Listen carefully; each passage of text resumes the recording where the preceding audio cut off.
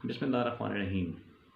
इस मुल्क का अलमिया ये रहा है कि ना तो इस मुल्क में अच्छे हुक्मरान रहे हैं, ना इस मुल्क में अच्छे ब्यूरोक्रेट्स रहे हैं, ना ही कोई जजों की इतनी जो है वो मकबूलियत रही है, और ना ही इस मुल्क को अच्छे वकील मिले हैं। एक फ़ौज का इदारा है जो कि मुल्क के साथ मैं समझता हूँ कि खड़ा है, उसके ऊपर भी जो है वो इस वक्त मुल्क के जो अशराफियाँ हैं ताबड़तोड़ हमले कर रहे हैं इस मुल्क में। अब आप साबिक इनकी तकरीर देख लें, अली अहमद कुर साहब की। इनकी कंट्रीब्यूशन क्या है, इनका जो है वो लेवल क्या है, ये हैं कौन? अली अहमद कुर्द को इतनी वैल्यू जो है वो दे कौन रहा है? हम अगर आप और हम अगर इनको जानते हैं तो एक वकला तहरीक के हिसाब से जानते हैं। इसके अलावा इन्होंने इस मुल्क के लिए क्या काम किया है, इस मुल्क के लिए इनकी क्या खिदमात हैं, और जिस वकील को जिस जज को इनको बहाल करवाने का जो ये क्रेडिट लेते हैं, वो जज भी जो है उनके ऊपर भी जो है वो इफ्तिखार चौधरी, उनके ऊपर भी जो है वो लाखों सवालात हैं। और वो भी नवाज शरीफ के जो है वो जज माने जाते हैं, उनके ऊपर भी जो है काफ़ी इल्ज़ामात मौजूद हैं। उनके जो अपने बेटे हैं अरसलान इफ्तिखार, उसके ऊपर भी जो है वो करप्शन के इल्ज़ामात लग चुके हैं। तो ये अली अहमद कुर्द जो हैं वो किस चीज़ का क्रेडिट ले रहे हैं, और ये हैं कौन? पाकिस्तान में इनकी जो है वो क्या खिदमात हैं? क्या इन्होंने जाकर बॉर्डर के ऊपर इन्होंने जो है वो जंगें लड़ी हुई हैं? क्या इन्होंने जो है वो मुल्क के लिए कौन सी इनकी कुर्बानियाँ हैं? इनकी फैमिलीज़ की कौन सी कुर्बानी है? अगर फैमिलीज़ की हैं अगर कुर्बानियाँ, पहले तो है नहीं, अगर हम एक मिसाल पे हों भी, तो क्या फैमिलीज़ की कुर्बानियों को देखकर, जिस तरह जस्टिस काज़ी फ़ाइज़ ईसा साहब करप्शन करके हमें बताते रहते हैं कि जी मेरे वालिद की ये कुर्बानी थी, मेरे दादा की ये कुर्बानी थी, तो क्या इन कुर्बानियों को देखते हुए तो फिर क्या ये जो कुर्बानियाँ देखते हैं हम कि ये आपके जी वालिद ने इतनी कुर्बानियाँ दी थी, क्या इस सिले में आपको करप्शन करने की इजाज़त दे दी जाए? तो अली अहमद खुद का लास्ट टाइम जो था इंटरव्यू था, उसको जो था तकरीर के दौरान आसमा जहांगीर के जो तकरीर हुई है, उसमें जो कॉन्फ्रेंस थी उसकी तकरीर में जो अली अहमद खुद साहब ने पाकिस्तान के इदारों पे, पाकिस्तान की फ़ौज पे खुल के तनकीद की है। तो इनका जो मसला ये है कि इनको अभी जो है वो खाने के लिए कुछ नहीं मिल रहा है। इमरान खान साहब की जो गवर्नमेंट है वो इनको कुछ दे नहीं रही। इनके जो है वो इनके जो खाने हैं वो बंद हो चुके हैं। करप्शन के केसेस इतने निकल नहीं रहे, इनको जो है वो केसेस मिल नहीं रहे। लाखों की जो इनकी फीसेस हैं वो जो है वो इनके पास अभी तक वो कोई आ नहीं रहा, ठीक है। तो ये इनको एक दर्द है, ये इनको एक दुख है, और ज़ाहिर है फिर ऊपर से नवाज शरीफ जो है वो भी इनको जो है वो सपोर्ट कर रहे थे, तो वो सपोर्ट भी जो है वो बंद हो चुकी है। कहीं से पैसे आने के जो है वो सिस्टम ख़त्म हो चुके हैं। अब आप अली अहमद कुर साहब को देखें कि ये जो है तनकीद करेंगे तो खान साहब की हुकूमत पे करेंगे। ये अगर तनकीद कर रहे हैं तो ये जो तनकीद कर रहे हैं वो पाकिस्तान की फ़ौज के ऊपर कर रहे हैं, और ये अगर तनकीद कर रहे हैं तो ये तनकीद कर रहे हैं पाकिस्तान के इदारों के ऊपर, ठीक है। नवाज शरीफ की इनको करप्शन के केसेस जो हैं वो आपको देखें, ये आपको बोलते हुए नज़र नहीं आएंगे।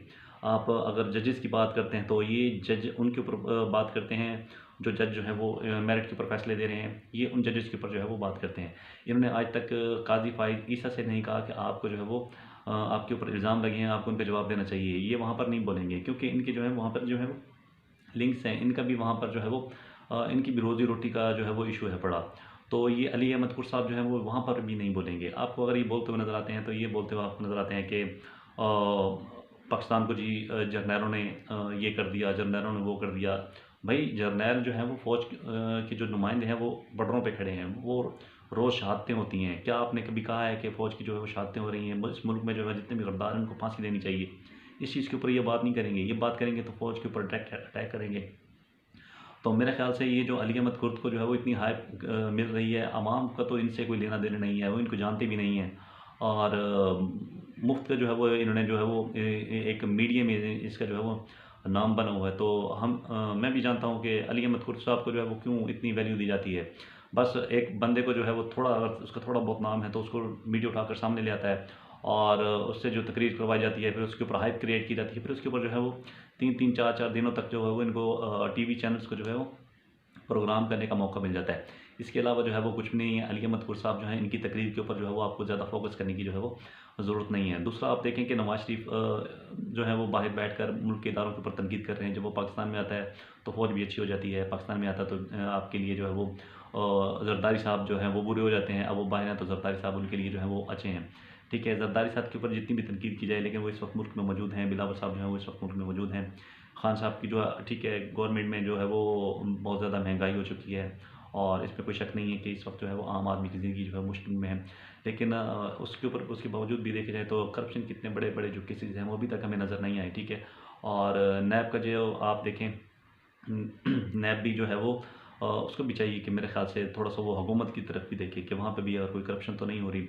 तो अपोजिशन को जो ये फैसला है, ये जो उसकी डिमांड है कि यहाँ पर जो है वो उनके केसेस नहीं सुने जाते, तो मेरे ख्याल से ये उनकी किसी हद तक जो है ये बात जो है वो दुरुस्त है। तो मेरे ख्याल से आपको जो है वो पाकिस्तानी अवाम जो है वो अली अहमद कुर्द साहब के जो इस बयान को जो उन्होंने फ़ौज के ख़िलाफ़ दिया है, वो इसको किसी तरीके से जो है वो अहमियत नहीं देते। आवाम को जो है वो अपने में रोज़गार से ताल्लुक़ है, आवाम को जो अपनी महंगाई के ताल्लुक़ है। ये जो है अली अहमद कुर्द साहब बस मेरे ख्याल से ना ये 3 में है या ना 13 में है, और ये जो है वो आवाम को जो है वो बस हीरो बनने की कोशिश कर रहे हैं। आवाम जब उस वक्त बाहर निकली थी 2007 में, तो आवाम को इतना अंदाज़ा नहीं था कि आने वाली जमहूरी कुव्वतें जो है उनके साथ ये असर करेंगी। आप जितने भी साबिक अदवार देख लें, जितने भी फ़ौजी अदवार देख लें, वहाँ पे आवाम जो है वो खुशहाल रही है।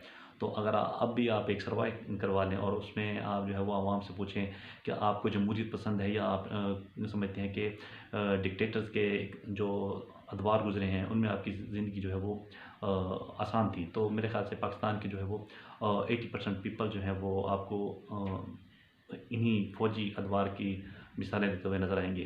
तो पाकिस्तान की जो है वो इस वक्त हालात ज़ाहिर है बुरे हैं, और इस वक्त अली अहमद कुर्द का बयान आना, जब भारत पाकिस्तान को जो है वो धमकियाँ लगा रहा है, तो मेरे ख्याल से ये एक मुनासिब ना टाइम था ना ये जो है वो मुनासिब तकरीर थी जिसमें चीफ़ जस्टिस साहब भी मौजूद थे। अगर आपने तनकीद करनी है, सिर्फ चीफ़ जस्टिस पे आप तनकीद कर रहे हैं, आप जस्टिस काज़ी फ़ाइज़ ईसा के ऊपर भी एक तनकीद करके देखें और आप बताएं कि जी आपने भी करप्शन की है, आपके ख़िलाफ़ भी केसेस हैं, आपके ख़िलाफ़ भी सुप्रीम जुडिशल काउंसिल में जो है वो रेफरेंस दिया था, आपने उसका जवाब क्यों नहीं दिया। तो ज़ाहिर है ये एक प्रोपेगेंडा होता है, जिस प्रोपेगेंडे को आपने और हम सब ने मिलकर जो है उसको जो है वो नाकाम बनाना है। और इस तरह के बयानात के ऊपर जो अगर आपके पास अगर कोई मीडिया या आपके पास अगर कोई नुमाइंदे या आपको इस चीज़ को लेकर आपके पास अपोजिशन या पीडीएम अगर आपके पास आती भी है, तो आप जो है वो इसके एजेंडे को आप मुस्तरद करें ताकि पाकिस्तान के जो इदारे मजबूत हों और पाकिस्तान जो है वो आगे तरक्की करे और पाकिस्तान में जो है वो हमेशा चले।